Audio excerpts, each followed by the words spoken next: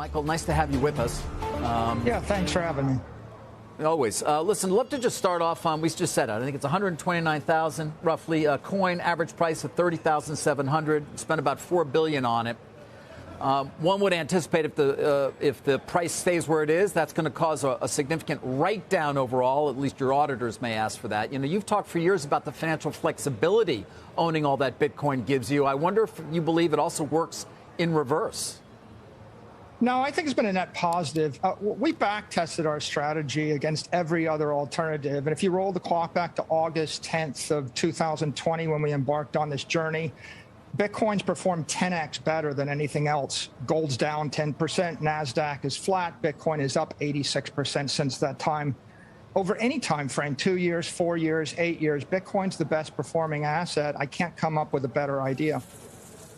You can't come up with a better idea. Does that mean that you would actually consider buying more at these prices? Yeah, I think if you think about Bitcoin, if your time horizon is 1 month, it looks like a volatile risk asset. But if your time horizon is 10 years, it looks like a risk-off store of value asset. So the crossover point is 4 years. Nobody's ever lost money investing in Bitcoin for 4 years. And if you want a surrogate for the book value of the Bitcoin network, it would be the 4-year simple moving average. The simple moving average of Bitcoin over 4 years is about $21,685. Bitcoin's only touched that point a couple of times in its history, and those have always been great buying opportunities. Right, this is Bitcoin's on sale. We're touching that. We're touching that price right now. It's funny you should mention it. So, is it a great buying opportunity? Absolutely. Bitcoin's backed by the most powerful secure computer network in the world.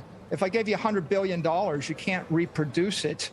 And it's beyond a nation state attack or corporate attack. So once you understand that and the fact that it's a singularity, there's nothing like it in the world, then yeah, this is an ideal entry point to get into this thing. All right, but you've also taken on debt in order to actually accrue that position, which does incur a certain amount of risk, doesn't it? I mean, I know, you've got, 6 and a 1.25 senior notes. They're, 2028.